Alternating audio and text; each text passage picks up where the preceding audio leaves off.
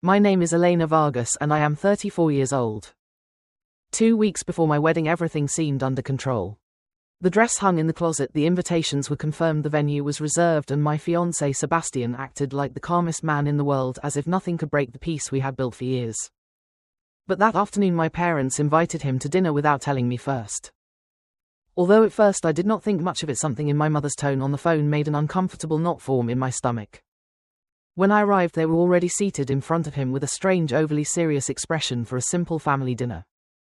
As soon as I sat down, my father did not waste time and dropped the bomb. 2 weeks before my wedding, my parents told my fiancé that I had been hiding a secret child. I felt the air disappear from the room. I understood nothing.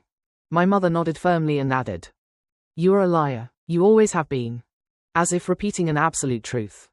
I froze, staring at Sebastian, waiting to see surprise, confusion, or even disappointment on his face. But that was not what happened. He looked at them with an unsettling calm and simply replied, "I know." His eyes lit up in a way I could not interpret at that moment, and my heart began to beat faster, not because of the accusation but because of the certainty in his voice. I opened my mouth to defend myself, to say it was all madness, but Sebastian gently raised his hand to stop me.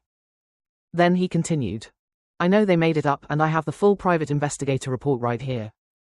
He reached into his briefcase and slid a thick folder across the table. The dry sound of paper hitting the wood was like a shot that broke the silence. My father, who seconds earlier looked so confident, turned pale immediately. My mother avoided looking at the folder as if she knew exactly what was inside. I could not believe what was happening. A private investigator. Since when had Sebastian suspected my own parents? He opened the folder calmly, as if he had been prepared for this moment for a long time. Before proposing to Elena, he said, looking at them directly, "I wanted to understand her family well, not because I distrusted her but because of certain things I noticed in you." My breathing became irregular. I remembered the passive-aggressive comments, the criticisms disguised as concern, and that constant feeling that I was never enough for them. Sebastian began mentioning dates, conversations, even call records. I discovered they tried to contact several people from Elena's past looking for anything they could use against her, he continued.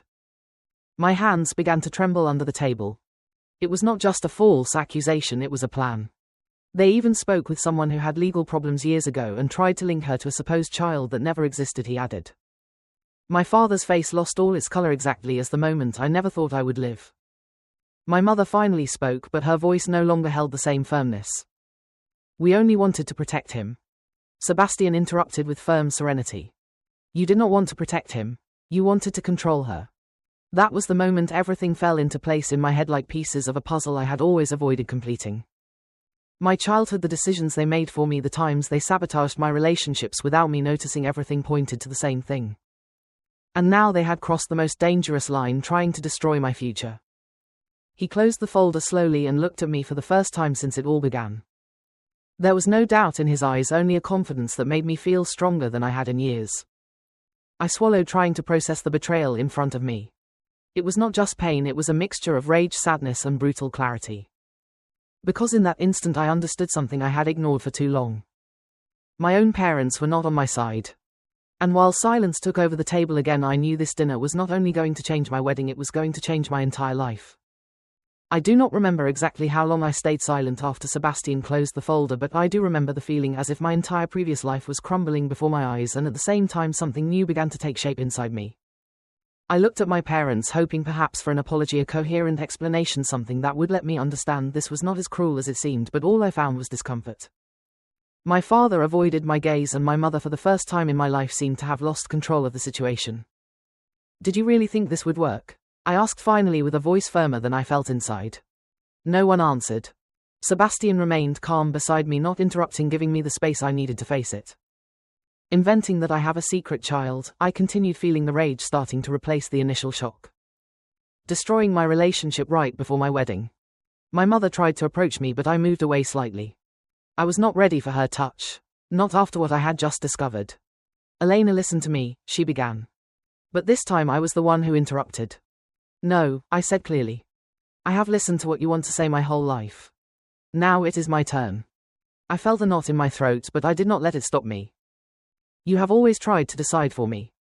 You have always found a way to make me feel I am not enough, that I need your approval for everything. But this," I pointed to the folder on the table, "this is something else. This is betrayal. My father finally spoke, his voice lower than usual. That man is not good for you. I let out a small incredulous laugh. And you are? I replied without hesitation. Because what you just did is not what a family that loves does. It is what a family that wants to control does. Sebastian then took my hand gently without saying anything, but his gesture was enough to give me the strength I needed. Before proposing to Elena, he said again, looking at my parents with firm calm, I already knew this moment could come. That is why I investigated, not because I doubted her, but because your behavior was not normal. My mother shook her head, trying to regain control. We only wanted to prevent her from making a mistake. Sebastian replied without raising his voice. The only mistake here was trying to destroy her. The silence that followed was definitive. There were no more arguments, no more excuses, only the truth exposed in the rawest way possible. I took a deep breath and stood up. I felt something inside me break, but also another part grow stronger. The wedding goes ahead, I said, finally looking directly at my parents. But you are not invited. My mother opened her eyes in surprise, as if she could not believe what she was hearing. My father stood up abruptly. You cannot do that, he said, but there was no authority left in his voice, only desperation. Yes, I can, I replied calmly. And I am doing it. Sebastian stood up with me and picked up the folder without hurry. Before leaving, he looked at my parents one last time. She deserves peace, not manipulation, he said simply. And with that we left. That night, while we walked in silence toward the car, I felt the weight of what had just happened. It was not easy to cut ties with my own family like that, but for the first time in a long time I felt no doubt. I felt clarity. Sebastian opened the door for me. Before getting in, I stopped. Thank you, I told him. He smiled slightly. You do not have to thank me for being on your side.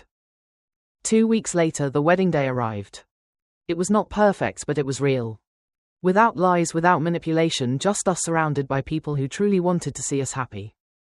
And when I said yes, I did it with a certainty I had never felt before. Sometimes the people who should protect you the most are the ones who hurt you the most, but there are also those who come into your life to show you what it really means to be on the right side. And that day I understood that I had not lost a family, I had gained the chance to build a new one. Thank you for listening to today's story. Don't forget to like, share, and subscribe to support the channel. See you in the next story.